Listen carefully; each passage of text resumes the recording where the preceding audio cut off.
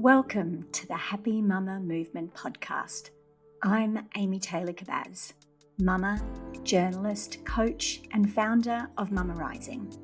This podcast is a space of community and collaboration. We gather stories of matrescence, motherhood, womanhood, and change told by our Mama Rising coaches and mothers around the globe, in the knowing that through our stories, we can begin to heal and change the way the world sees, values, and supports mothers everywhere. So, welcome to the Happy Mama Movement. And welcome to our special partner series. I have been exploring, researching, and coaching mothers around motherhood for more than a decade. And during that time, so often get asked, what about the partner? Is there something called Patrescence? Do they go through similar identity shifts? What do dads feel as they become fathers? And how can we understand that experience better? And that is what this special series is dedicated to.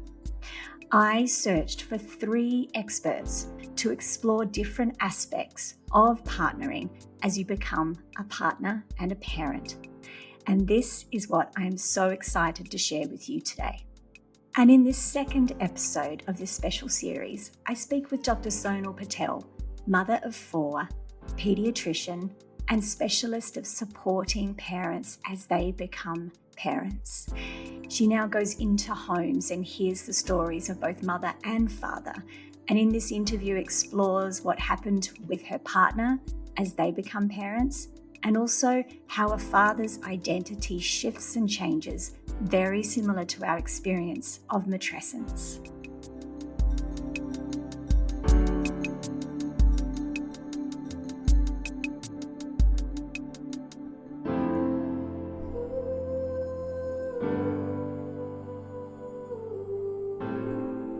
Welcome everybody to another one of our episodes in our special partner series. Today we are answering the question, is there something called Patrescence? A question I have been asked for so many years as I speak about matrescence. And when I wanted to find the answer to this question, that inquiry led me to the work of Dr. Sonal Patel, who is a certified pediatrician, a neonatologist, a breastfeeding specialist and author, a TEDx speaker, and mama of 4 boys, which definitely makes you an expert in this area. Thank you so much for joining me for this really exciting and important conversation. Thank you for having me. This is fun. It's a nice switch also to talk about the partners and non-birthing, the dads, all of that. Yes, it is such it's such an important conversation to have. Over the years, I've often had, as I said, my own answer to that question, but have also been quite adamant that I wanted to stay in my lane, quite adamant that I think in this space, in my work, let's talk about the experience of becoming a mother, because so much needs to change in that area. But then the further along I have got in this conversation, I realize that we do need to understand the other side of the experience. We do need to be able to recognize that in a way, the system is not working for anybody here.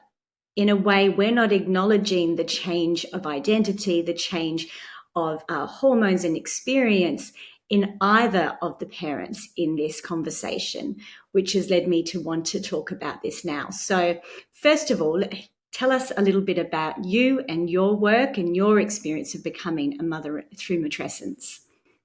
Yes. Well, again, thank you for having me here. I am married to my college sweetheart, and that is a very important key in all of this and learning more about Patrescence. He is also a physician. He's a trauma orthopedics physician, and we both started our training at the same time. We had our first boy in residency, and that really forced the conversations to happen. And so we can dive in a little more deeper. Then our second one was after fellowship. Both of us had fellowships, so both of us had 6 years of full training that happened.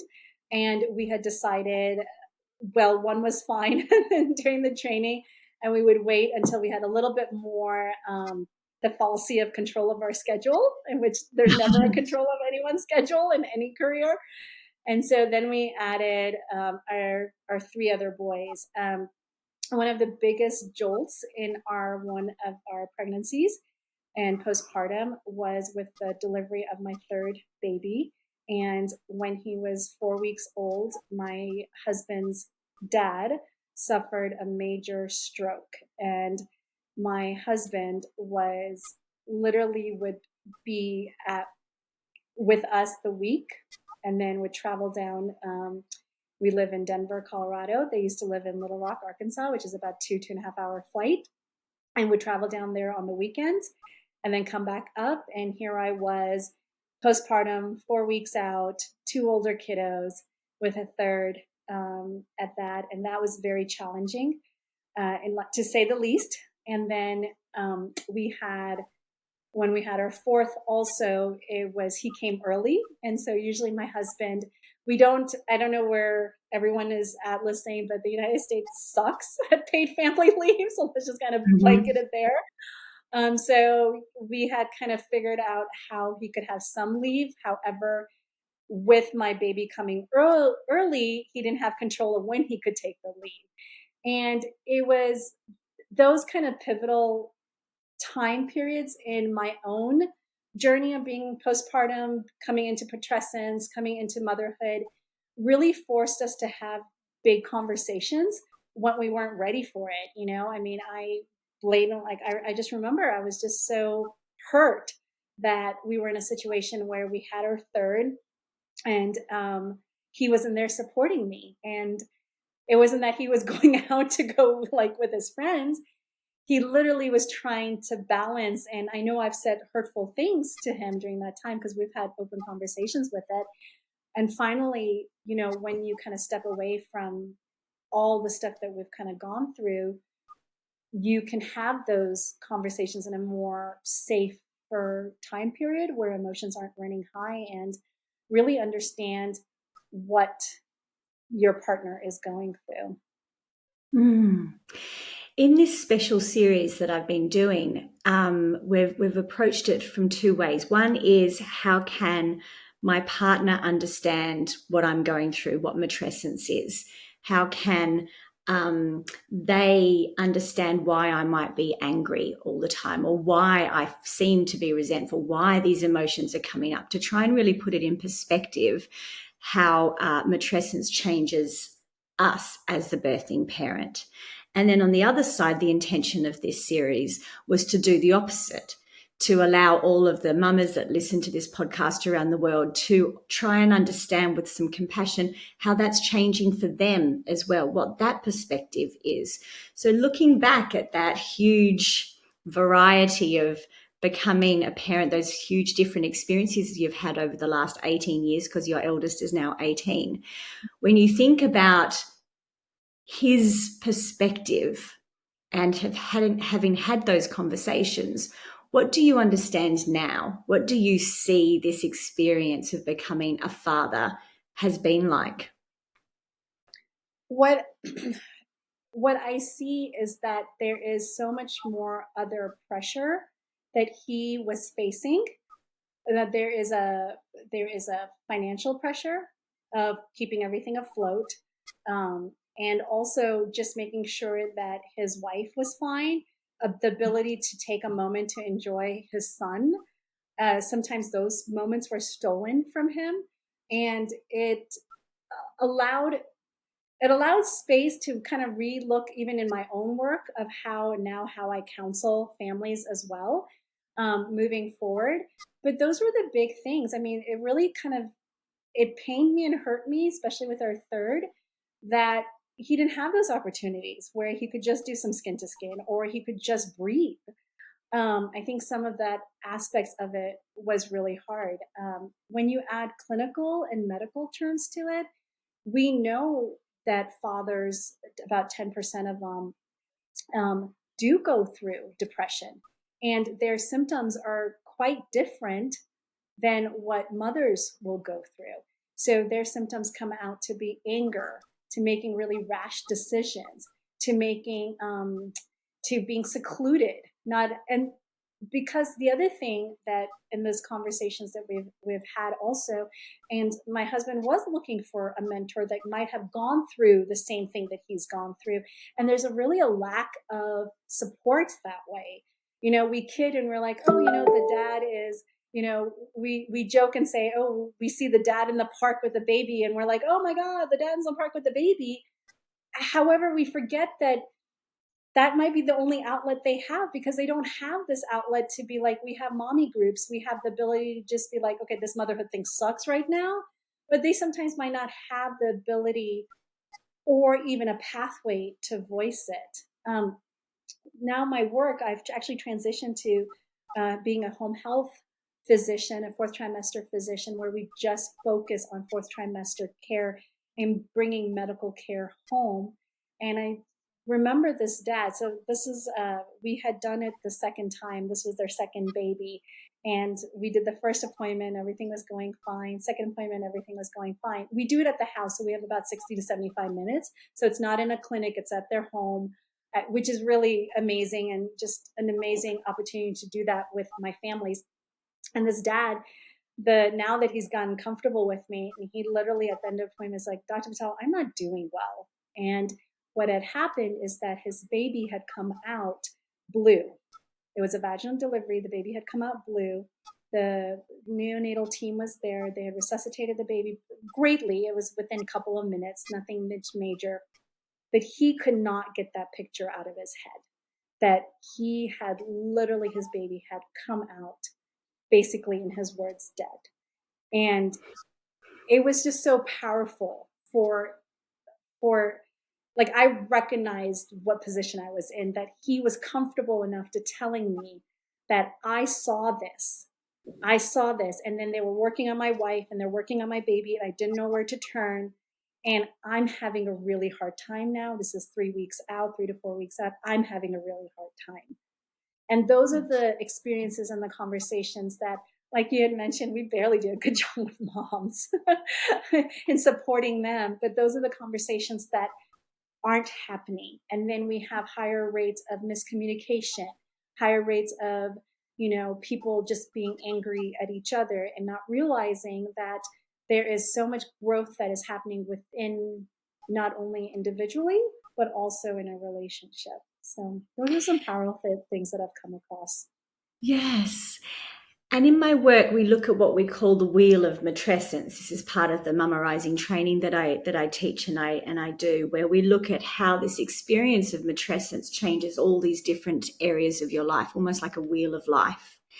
And when you look at that for the non-birthing partner or the father, the dad, it's the same thing, that this experience of becoming a father now, of becoming a parent, has now changed every area of their life. It's how they feel differently about their work. They feel differently about themselves. They worry about whether they're going to be a good role model.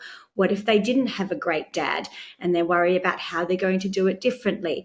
They worry about the world and whether it's a safe place and all of these things. And like we said, we don't do this well for mums, but we definitely don't do it well for the dads. And so often I've heard the stories, especially in doing this special series, that dads sometimes almost more than mums are expected to return to work within days sometimes. And everyone like slaps them on the back and says, well done, mate. How's the baby? Good, great. And then you just get back to work. Nothing else changes. And everything is beginning to change inside of them. So can you talk to us about that change of Patrescence? What is going on? What does the science and also your own experience of listening to all of these fathers and these parents over the years, what is changing within them in this time? Yes. So to add all to that, remember the dads also went through COVID. We all went through COVID as a world. So we did unearth so many more mental issues and isolation. And So these true. fathers are coming from that area as well. I always joke that oxytocin is a hormone, it's a love hormone, right? It's what puts you in this position. And when dads do skin to skin, really amazing literature that comes from the kangaroo care in the NICUs, where you can see, even if the dads are doing the skin to skin, where the vital signs stabilize of that baby is responsive to the dads. Oxytocin is increased in the dads. It's a love hormone. He has to, his all the stuff that identifies love, dilating of the eyes and just feeling good inside. All of those things can be measured, but we don't really have to measure them. We can clinically see them as well. We don't always have to have invasive blood work to be like, hey, you love your child. All of that is occurring.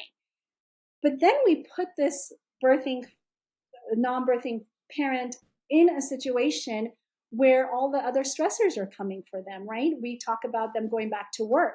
Fine, they go back to work, but then they're coming back in a situation where, the baby doesn't sleep all night. They're trying to support their wife. They might have older kiddos. They're trying to take them to their soccer practice. They're trying to take them to school. Like simple things like that are the stressors that they are going through. And so their changes are not also happening in a vacuum.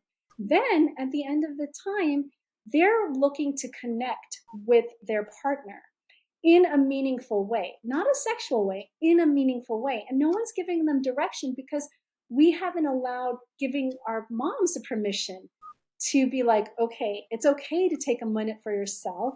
And it's okay to kind of foster this relationship. So one of the things that I do is once 2 weeks have hit after birth, I call it survival mode. I'm like, you guys are in survival mode. Throw everything out. Order whatever food you want. You're in survival mode. But about 2 weeks or so, people are starting to get a little bit more of their bearings down. And I really advocate for coffee dates, which are 10 to 15 minutes. And they can be as simple as going out on the porch and getting some sun for both of you guys.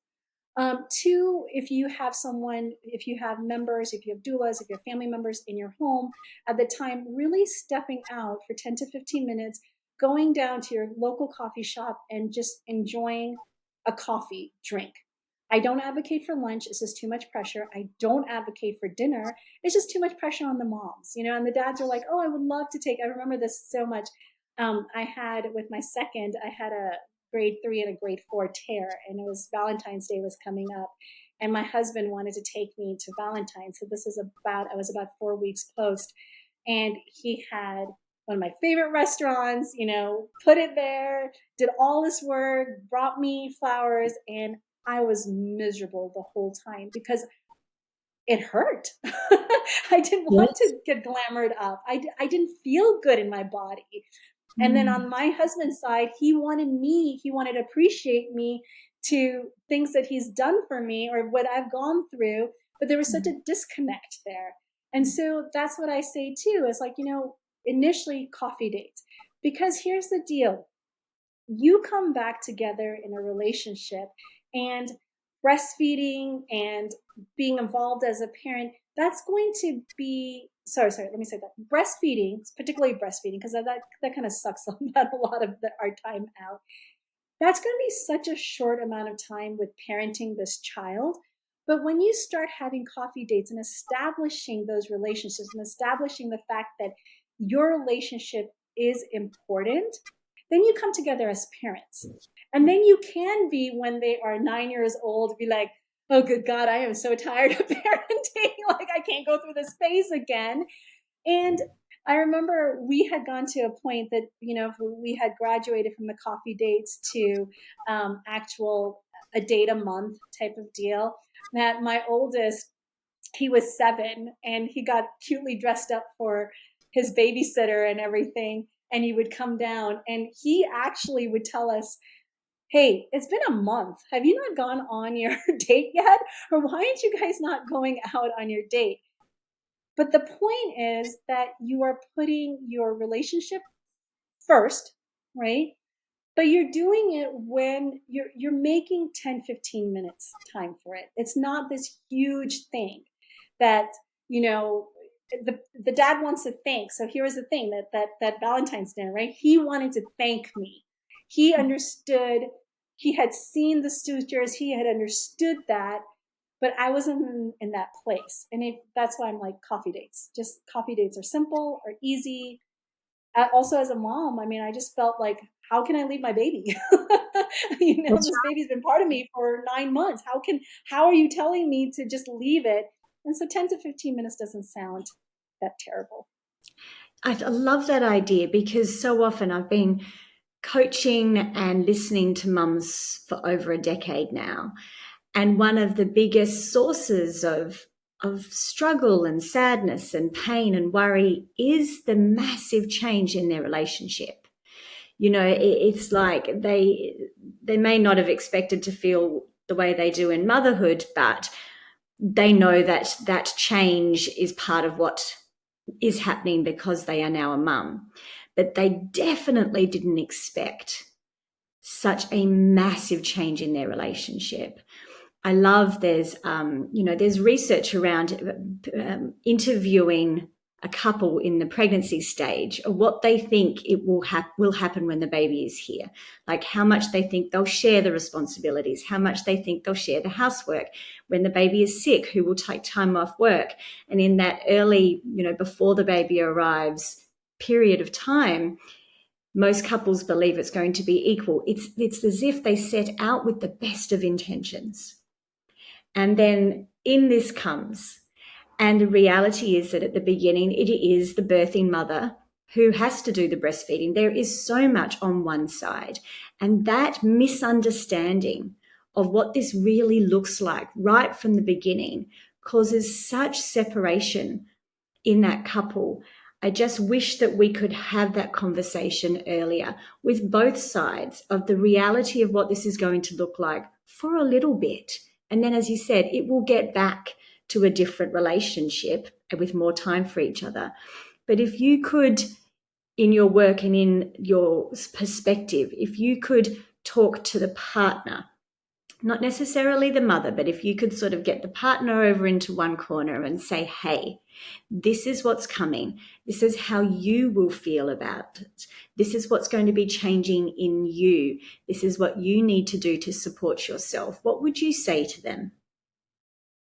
That's a really great question. And I'm very fortunate that the dads that I work with have actually helped me answer that question. First of all, everyone has an intention of breastfeeding. So let's kind of look at it very strategically. With breastfeeding, the dads I've worked with, they have had this notion that it's both our jobs to breastfeed, because I am helping provide nutrition for my baby. It's my baby also. So what that looks like in reality is like, okay, the mom is breastfeeding and I'm just going to provide her with her nutrition. I'm going to be part of that journey.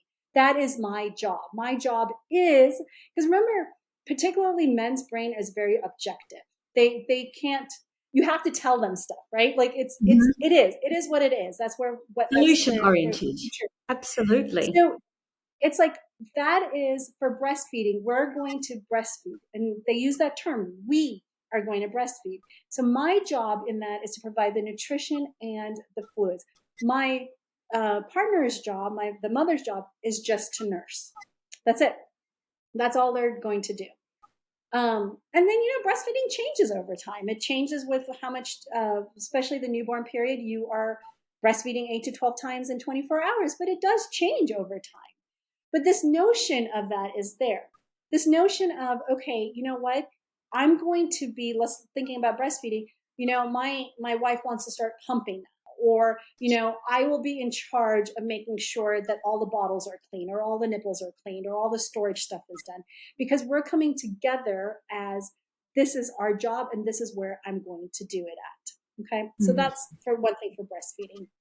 Now, when we talk about other stuff, let's say economically and financially, okay, really to have the conversation is like, listen, first of all, when you're supporting breastfeeding, you're saving money. Okay. Yes, I know there is all this other inherent, like the breastfeeding pump, but we live in the state of Colorado, so luckily most of those pumps are covered by insurance. There's other factors that come in. However, at the end of the day, formula feeding versus breastfeeding, there is an economical savings to that. And you can put it into, I always say, you can just put it into more food, like get the food that you want. Stop thinking that. The other thing is that for those fathers to realize that this is temporary, okay? So sometimes there is a bigger financial hit that is happening in the newborn period, but it is temporary, okay? For example, when we had the discussion about nanny and daycare, we realized that actually at the end of the day, though our nanny is costing us a little bit more, there's other inherent stuff that happens that, we are protecting our kids from infections. We are coming home to our kids just being home. We have one person to rely on. Our house is a little bit more clean, but maybe the groceries are done. So sometimes what happens with those brains is that they just look at money as, okay, it's going to be this expensive, but they're forgetting to realize what is bringing underneath that parameters. So to really have those financial discussions to be like, okay, where are we going to be? So for example, if you, unfortunately, in most of our Western cultures, we're isolated from our communities, right? We need to build our communities. And one part of the community building is doulas. Postpartum doulas play a really good role in this areas. And to be like, okay, no, maybe we don't need that onesie that or that really cute newborn outfit that's going to cost us $30. Maybe we should put services on our baby registry. So this conversation is already happening to be like, what do we really need in this period?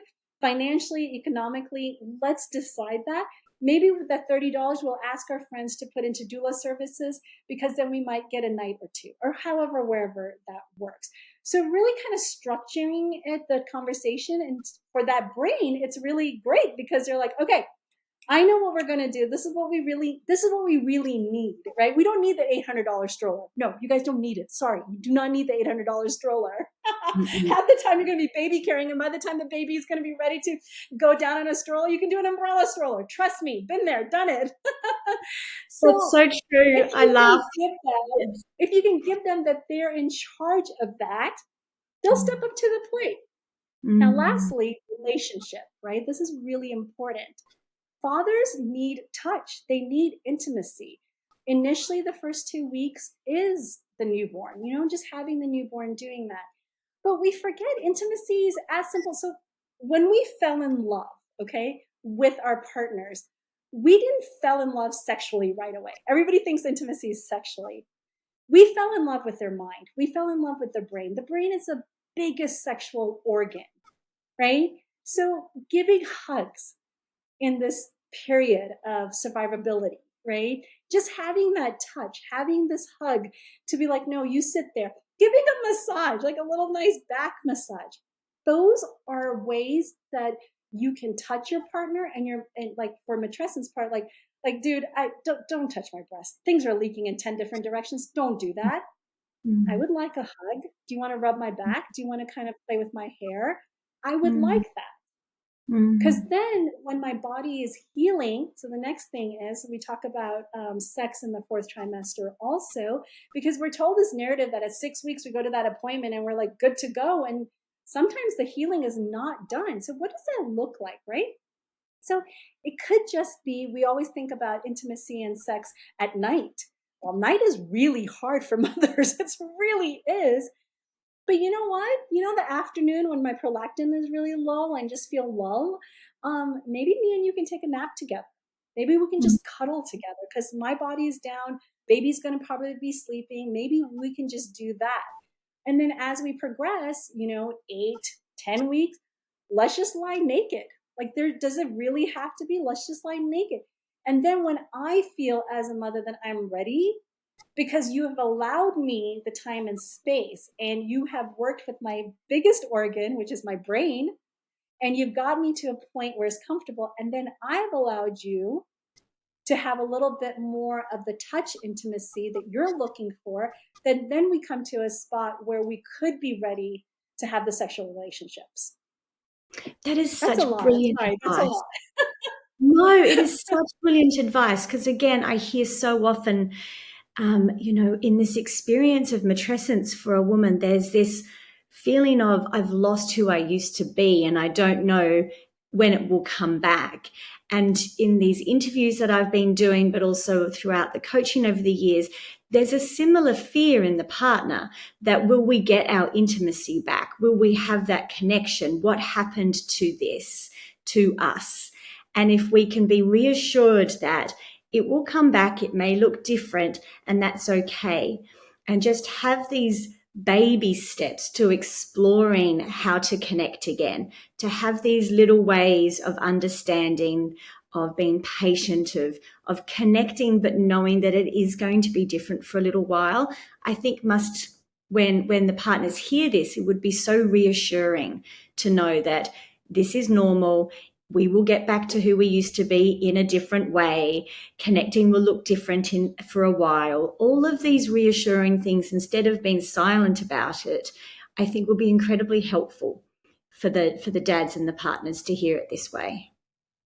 I mean, just taking the steps, coffee dates, hugs, being part of the financial decision of breastfeeding, like doing all of those gets the dads involved in the postpartum period. So all they're not doing, we've kind of succumbed them to be like, oh, all you have to do is diaper changes. No, it's more than diaper changes. It's literally parenting your child. And it starts with the birth of that child. Actually starts beforehand, right? It starts with, okay, let's kind of really sit down and have a good discussion about what our finances will look like. That's actually a very important discussion. Where can we put our resources and where we can't? And really being open and like giving your audience these really concrete steps, because yes, it will get that way. But sometimes people are like, well, how will it get that way? Okay, coffee dates. Start with small coffee dates. Starts with hugs. When your partner and you are feeling together, take a nap together, right? And shift your mindset that it doesn't happen at night. It's not going to happen at night for a while. Well, why does it matter? Why can't we connect in the mornings? Why can't we not connect in the afternoons? These are narratives that are being told to us that we can only have intimacy at night. Well, that's the wrong thing to be told.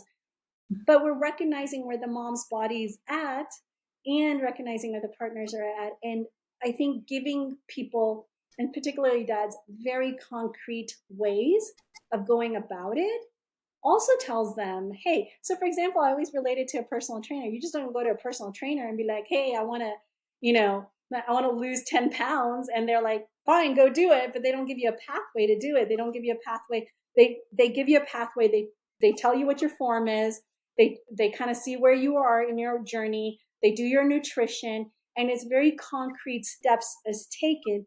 And this is the way that I look at it. It's like, these are concrete steps that are taken. I've had one family or one couple that, they just couldn't go back to being intimate. So we just worked on being friends. Like, you guys were friends before this. So we might just have to redefine your relationship as friendship. And would you want this for your friend? No. Then why are you wanting this for this person? That's such a beautiful way to look at it. Thank you. I think so often I said to another one of the interviews I've done in this series, it's so sad how often this incredibly difficult transition at times of becoming a parent, because neither side have been prepared for it. Neither side really understand what's happening, because we really are doing it blind and isolated. It creates this space between these two new couples, these two new parents, that is so sad and heartbreaking, because ultimately, if they could do it together, if they could understand that the other one's probably just as scared and unsure, the other one's worried about just as much as I am, they'd be able to come together in such a beautiful way and move through this. And as part of this work, I would love for that to be clear, that we're not only not doing this well for the mother, but we aren't doing it well for the partner either. And if we could understand those changes, understand the deep financial pressure he may be feeling, how he may have birth trauma from seeing what his partner has been through and how scary it was in those moments. If we can have those conversations as well, then hopefully we can come together and change the experience for all of us, for all families. So I love the way you've described this and the work that you're doing in this area. Yeah. I mean, it's been wonderful, like literally just to kind of discover Patrescence, I think. Just like you, Matrescence has been something that I've been working on myself as well, realizing, I'm still going through Matrescence in some levels, right? Yeah. So it's been really great. And then having, like you said, having those conversations and laying it out. So there's always been negatives and positives, right? So one of the negative things that happened was my husband had a conference 2 months after my baby was born, or after our baby was born. And this was when I had a grade 3, grade 4. And I was livid because he forgot to tell me about it. And those are the things, like, you literally have to look at your 6-month schedule after the baby's born and really talk about, okay, and reward yourself. So going back to the breastfeeding and the economical savings of it, fine. If you saved $100 per month, guess what? At 6 months, take that $100, that's $600. Go have fun with it, right? And to kind of have those kind of ways also to be like, hey, we're going to go celebrate what we both went through. So. Yes, because you've both just been through one of the biggest changes you will ever been through. And it's hard and it's isolating. And if we could just understand it a little bit better for each other, then hopefully they'll come together. I love the work that you're doing. In the notes, I will put links to your TED Talk, to your work with the 4th trimester now, and everything you have said about Patrescence, and especially with the wisdom that you bring to this as a mama of 4, and how you've seen this experience yourself, and then the work that you now do with families. So thank you so much for this beautiful insight. Well, thank you so much for having me and giving me the platform to really talk about it too. This is incredible.